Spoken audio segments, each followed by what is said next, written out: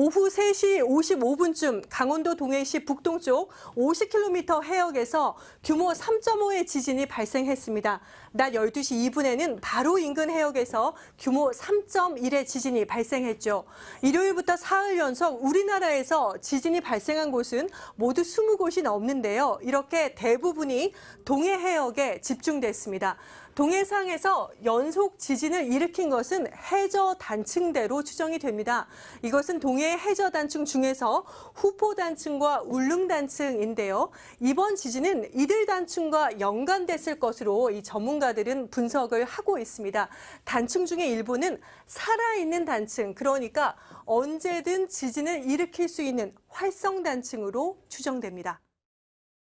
해저에 이런 지진들을 일으킬 수 있는 단층이 존재하고 있다는 것인데 아직 해역에서는 단층 조사가 제대로 이루어지지 않고 있습니다. 인근 해역에서는 2019년 규모 4.3, 1996년에는 규모 4.2의 지진이 발생했습니다. 동해안에 설치된 CCTV가 심하게 요동칩니다. 놀란 아이들이 수업을 멈추고 학교 운동장으로 나왔습니다. 조선왕조실록은 바다에서 이보다 훨씬 더 큰 지진이 났다고 기록했습니다. 1681년 강원도를 강타한 강진으로 큰 소리가 나면서 담이 무너지고 바닷물이 요동쳤다. 강릉 앞바다에서 발생한 규모 6에서 7 사이의 지진으로 추정되는데 지진 해일까지 발생한 것으로 설명하고 있습니다. 이번 연속 지진이 더 큰 지진의 전조인지는 아직 알 수 없습니다. 전문가들은 그러나 지질학적으로 가까운 과거에 큰 지진이 난 곳에선 언제든지 강한 지진이 또 발생할 위험이 있다고 말합니다. 후포단층이나 울릉단층 같은 경우는 상당히 큰 규모의 지진을 발생시킬 수 있어서 아마 규모 7까지도 발생시킬 수 있는 가능성은 충분히 있다, 이렇게 보고 있습니다. 육지와 가까운 곳에서 지진 해일이 발생하면 10분 안에 들이닥쳐 대피할 시간이 없습니다. 따라서 육지의 단층대뿐 아니라 해저 단층대도 서둘러 조사하고 동해안의 지진 대비도 강화할 필요가 있습니다. MBC 뉴스 현인아입니다. 경주와 포항 등 지진이 일어났던 한반도 남동부 지역 곳곳에서 지금까지보다 훨씬 큰 지진을 일으킬 수 있는 활성 단층들이 발견됐습니다. 최대 규모 6.5에서 7까지의 강진도 발생할 수 있는 것으로 분석됐습니다. 이들 단층에서 가까운 곳에는 원전 밀집 지역과 화학산업단지, 울산과 포항, 경주 등 대도시가 있어서 주의 깊게 살펴볼 필요가 있습니다. 현인아 기자가 지진을 일으키는 단층들이 어디에 어떤 모습으로 숨어 있는지 집중 취재했습니다. 국가활성단층 조사단을 따라 계곡을 거슬러 올라갑니다. 산비탈에서 줄무늬가 선명한 암석층이 눈에 들어옵니다. 언제든 지진을 일으킬 수 있는 활성단층입니다. 단층면이 검은 건 땅과 땅이 부딪힐 때 발생하는 뜨거운 열과 암석층이 그을렸기 때문입니다. 단층을 중심으로 위쪽 지층이 왼쪽으로 움직였습니다. 한 번에 1, 2m씩 11m나 움직였는데 한 번 움직일 때마다 이곳에서 큰 지진이 났다고 말합니다.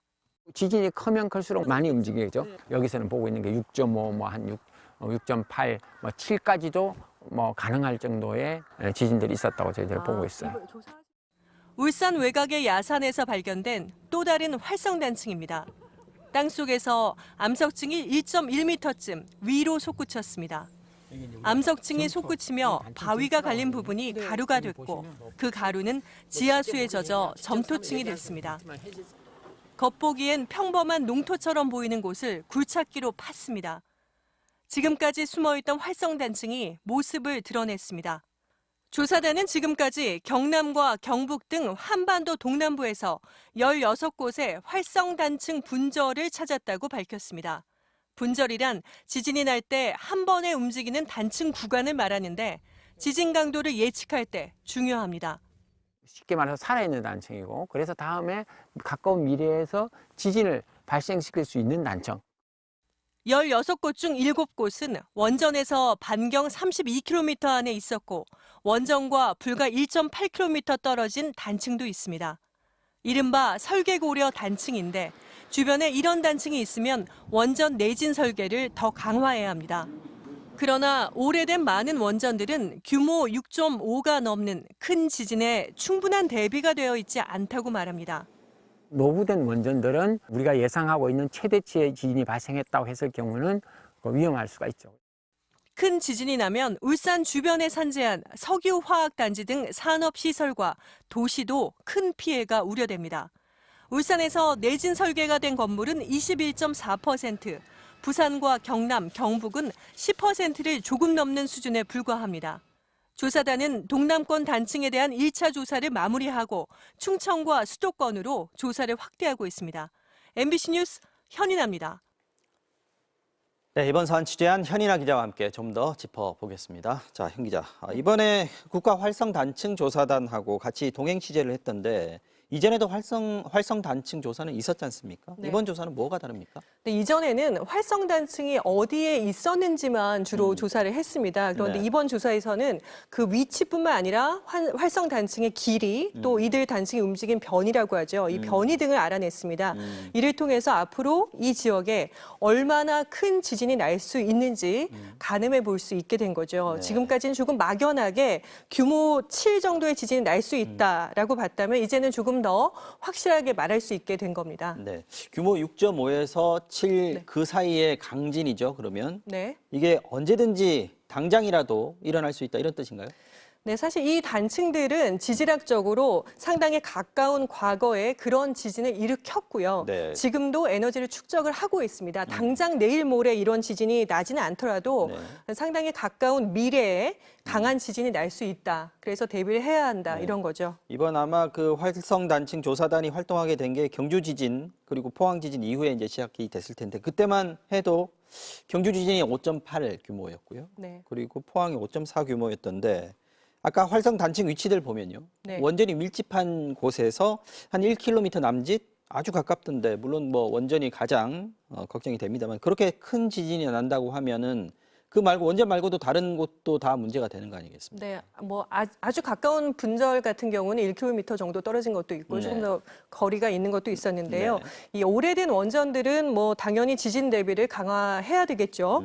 이 사실 전문가들은 화학 단지들도 상당히 걱정을 하고 있었습니다. 여기는 좀 파이프가 많이 깔려 있잖아요. 네. 이 파이프들이 강진에 취약한데 파손이 된다면 유독가스가 누출이 되거나 또 폭발 위험이 상당히 큰 거죠. 그래서 울산과 포항, 경주 이런 대도시와 이 주변 건물들은 사실상 내진 설계가 거의 되어 있지 않기 때문에 네, 이런 피해가 상당히 우려되고 있습니다. 원전은 그나마 돼 있긴 하지만 좀 더 강화해야 된다라는 네, 쪽이고요. 그렇습니다. 자, 이번에 발견한 건 남동부 지역이었고요. 네. 서울과 수도권 걱정되는데 여기는 어떻습니까? 활성단층이 있습니까? 네, 그렇습니다. 지금 이제 곧 그림이 나올 텐데요. 네. 이 그림에서 보시면은 지난 2012년 단층 조사에서 네. 활성 단층이 있었을 것으로 이 좀 추정한 지역이 나타나고 있어요. 네, 보시면은 굉장히 많군요. 네. 네네, 이 붉은색 점선 보이시죠? 네. 이게 활성 단층 의심 지역이거든요. 이 전라도와 충청도 또 그리고 수도권에도 점선이 보이고 있습니다. 그러네요. 특히 서울 주변에도 보시면은 네. 붉은 점선이 지나가고 있는 거 보이시죠? 네. 그래서 서둘러 조사를 하고 그런 조사를 바탕으로 위험한 지역은 내진 설계 기준을 좀 상당히 강화해야 할 것으로 그렇게 보입니다. 자, 한반도에 큰 지진이 있을 수 있다. 이게 막연한 위협이 아니라 근거가 있는 실질적인 경고로 받아들여야 한다. 그래서 지금보다 더 잘 대비를 해야 한다. 이런 뜻이겠군요. 네, 자, 맞습니다. 현인아 기자 잘 들었습니다.